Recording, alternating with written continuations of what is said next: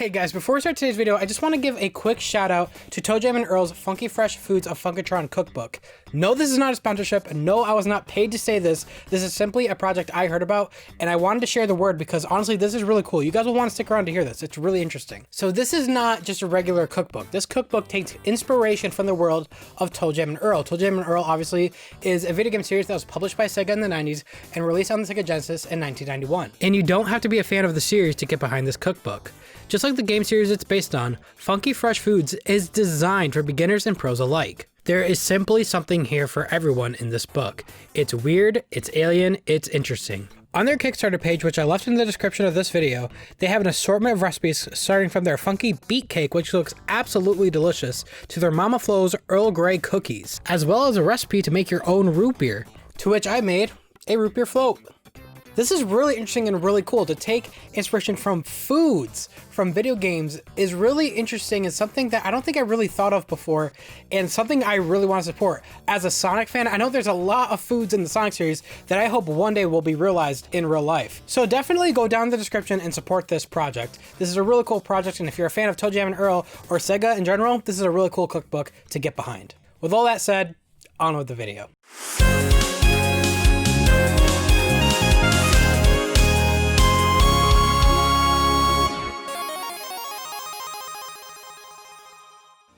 I think it goes without saying, but porting your back catalog to new consoles is really important for maintaining the relevancy of your brand. In fact, I would say I wouldn't be the big Sonic fan I am today if it wasn't for Sega heavily porting their games back in the day. One thing that immediately comes to mind for me is Sonic Mega Collection Plus for the PS2. Now, I know a lot of people are going to ask me, so I'm just going to address this right now. No, sadly, I have not played Sonic Jam for the Sega Saturn. Only for the reason that, well, I don't have a Sega Saturn. Maybe one day I could buy myself one because I would hate if I would have to resort to an emulator to experience what is technically the closest thing to an actual 3D Sonic game on the console at the time. I should also mention that I did not experience Sonic Gems Collection until recently. Yeah, I didn't experience this collection growing up. The main reason being, whenever I walked into a game store, I only saw it available for the GameCube. And I didn't have a GameCube, only a PS2. And I remember absolutely losing my mind at not being able to play this game because it had so many Sonic games that I never played before, like Sonic CD, Sonic the Fighters, and Sonic R. Literally every single Sonic game, minus Sonic Spinball, I never played at the time. My first assumption was that the game is simply not available for the PS2. That was until I went online with my slow dial-up connection at the time and saw this. After seeing this picture, it drove me insane that I couldn't find it available on the PS2 anywhere. It wasn't until recently that I learned that it was indeed on the PS2, just not in the US. It was only available on the GameCube in the US, but on the PS2 and GameCube for everywhere else. Sega, why did you hurt me like this? Anyways, back to the discussion of ports.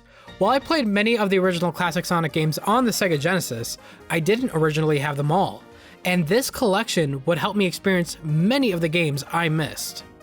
Growing up, we had Sonic 1, Sonic 2, and Sonic & Knuckles, but not Sonic 3 for some bizarre reason.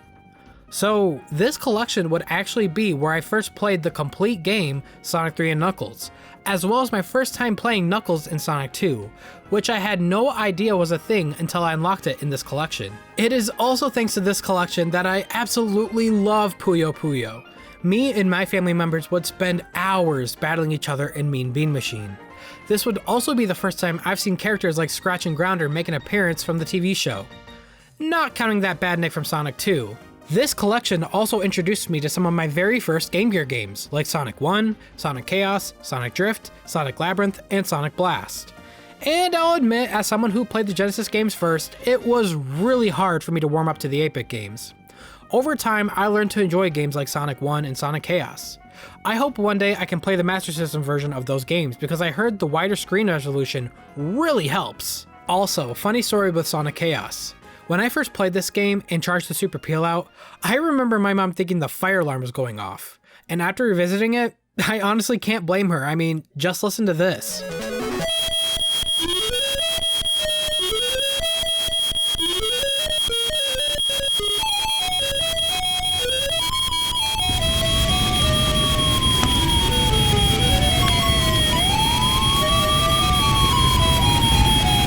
Sonic Drift. I really don't hate it like others do.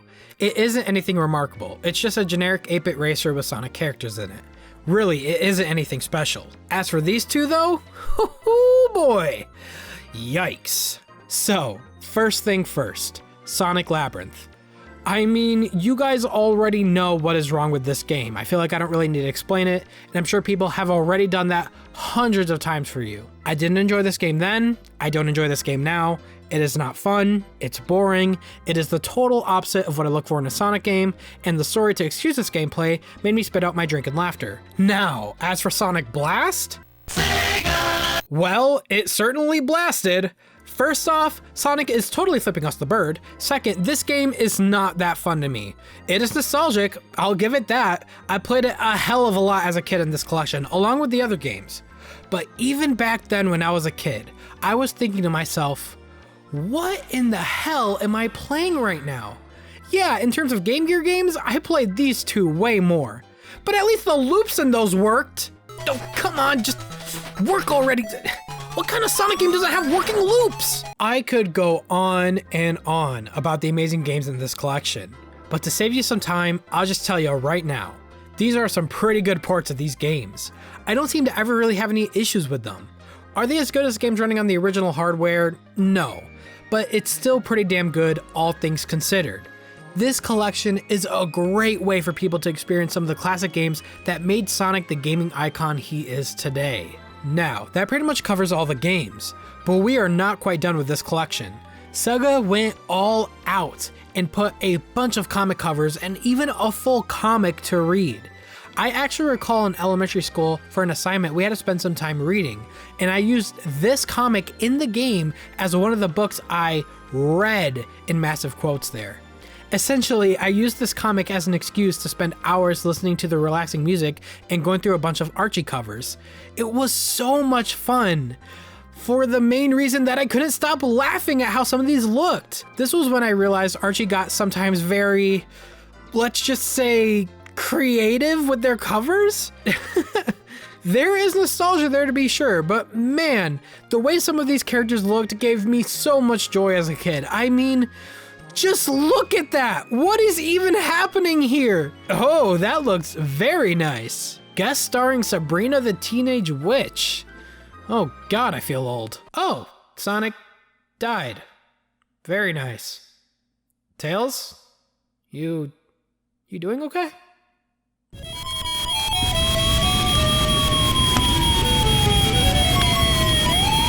And it's not just comics in the extras menu. You got full manuals for the games, as well as behind the scenes for Sonic Heroes. This is also my favorite rendition of the Sonic Heroes theme. I call it Sonic Heroes, the Blah Blah Edition.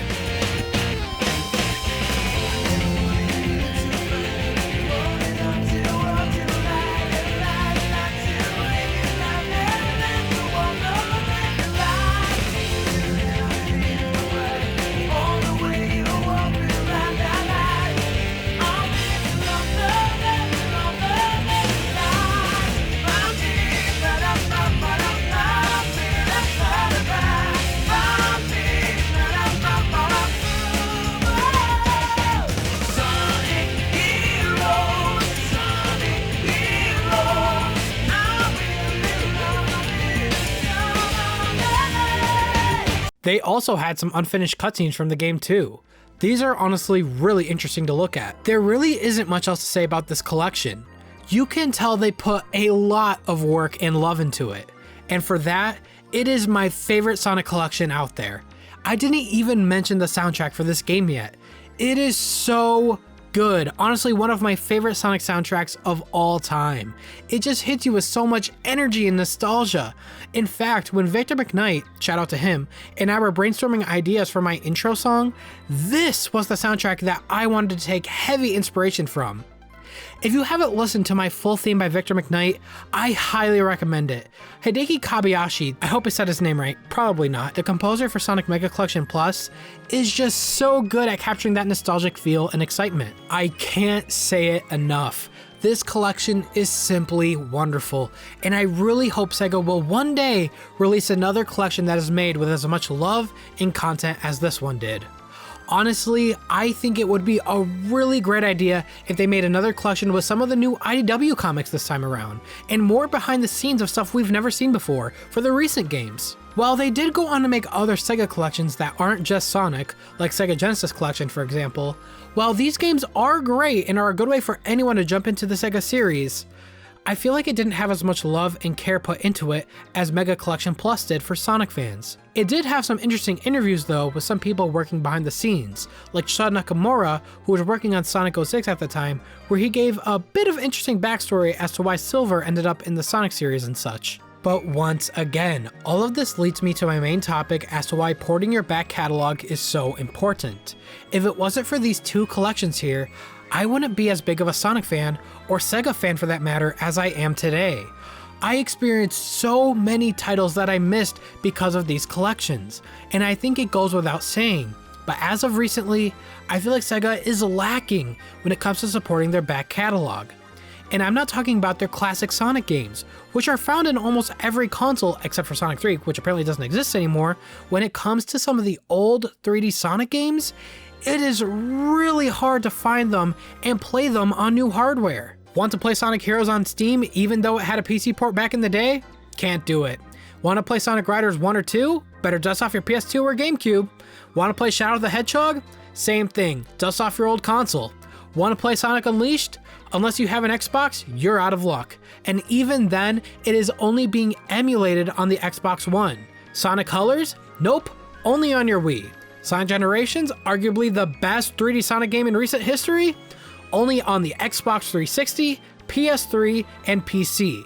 The fact that we need to use consoles from up to 3 generations ago is criminal. It is because of Sega's reluctance to port some of their old 3D Sonic games to new hardware that rumors started to spread that Sega lost the source code to some of these games. And to fans, I can't blame them for thinking that, as it makes no sense why a company wouldn't want a newer generation of gamers to experience what got so many Sonic fans to still be where they are today. I will come out to say I do understand to a certain degree why Sega would never port games like Sonic 06, Sonic and the Secret Rings, and Sonic Boom. While those games do have their fair share of fans, in the eyes of Sega as a company, they see those products as damaging to the brand's reputation and would probably prefer to just forget that those ever happened, as hard as that may be for some to hear, and as ironic as it might be to hear from a company who made these products in the first place. And yes, while Sonic Unleashed is one of the games Sega blacklisted way back when, I think this game has a larger fan following than the other blacklisted games I mentioned. Unleashed, while it does have its flaws in my opinion, it also has just too many amazing moments that I feel gives it a right to be ported again, especially on PC. Prem, what's wrong? I'm not sure. I feel a disturbance. And again, I feel like I should reiterate, but this is mainly on the topic for 3D Sonic games, as Sega has done a relatively okay job at porting the classic Sonic games. Now, you may be wondering, why do I think they're doing just an okay job at porting the classic Sonic games if almost every console has access to them? Well, it's 2 reasons. First reason, Sonic 3. Second reason, you know what? Let's start with an analogy. Imagine this. A company has a product that is amazing and liked by many people for years and years and years.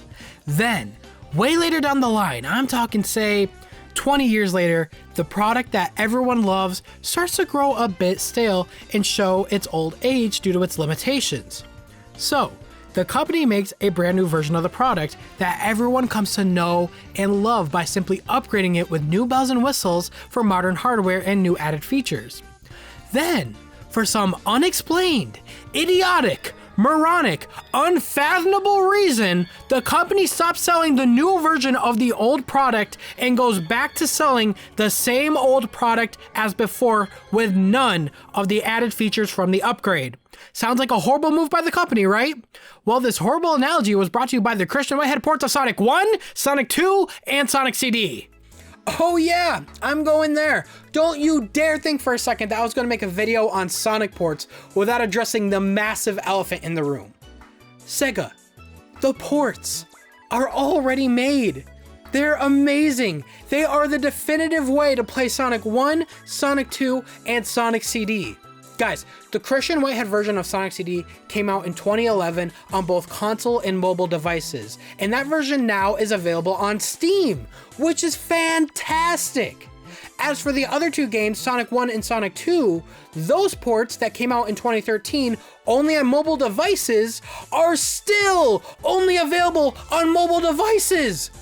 Why? It's not like Sega doesn't want to re-release ports of these games, because they have, made by the people at M2. Now, don't get me wrong, those ports are not bad. They're decent, but they are nowhere near as good as the ports Christian Whitehead made. Sega, listen, the best ports are already made. They're amazing. The Christian Whitehead ports of Sonic 1, Sonic 2, they're fantastic. You don't need to make any more. Just release the ports that we all know and love and call it a day. That's it. Now, let's talk about Sonic 3. In the end, if I couldn't make it clear already, porting your back catalog of games is extremely important for maintaining the longevity and the growth of a series fan base. If we fail to do so, we fail on giving a new generation of fans an opportunity to experience how the series came to be in the first place. Heck, for example, during the time of this recording, I am doing a Mario marathon where I play almost every single mainline Mario game from 2D to 3D, and it wouldn't have been possible without Nintendo porting their vast majority of games to Nintendo Switch. Because Nintendo did that, I feel way more attached to the Mario series than I did before, and thanks to them doing so, I'm for sure going to pick up whatever future Mario game they have planned for his anniversary. This same mentality can be done for Sonic with new fans. In fact, it looks like Sega went on record recently to say that they will, quote, start aggressively porting games from its back catalog to Steam due to the strength of digital PC sales during the COVID-19 lockdown, end quote. The thing is, I feel like it shouldn't have taken this long for Sega to realize that we want more ports. Did it honestly take a worldwide pandemic for them to know this? I've been seeing fans calling for more ports for years. Whatever, I'll try not to dwell on the past. I'm at least glad that they now see a reason to port their games. If there is one thing I will recommend though, don't just focus on porting to PC only. While PC is great, the console market is thirsty for more ports too, especially the Nintendo Switch. And go big with it, Sega. Don't just port the stuff that we've already seen ported. Port the boost games like Generations, Colors, and Unleashed to new consoles and PC for the ones that aren't already there. Port games like Sonic Adventure 1 and 2 and Sonic Heroes to consoles like Nintendo Switch. Trust me, these games would do so well on the eShop. Sega, you mentioned recently that you are interested in esports for some reason. Well, port Sonic Riders 1 and 2. Maybe you can make it happen. It sounds far-fetched, but why not? It's there. Use it. And for the love of all that is holy, port the Christian Whitehead versions of the classic games. Give people a chance to jump on board this train using modern hardware, and if you do that, I promise Sonic will never stop running in the video game scene anytime soon. And for God's sake, port Sonic 3!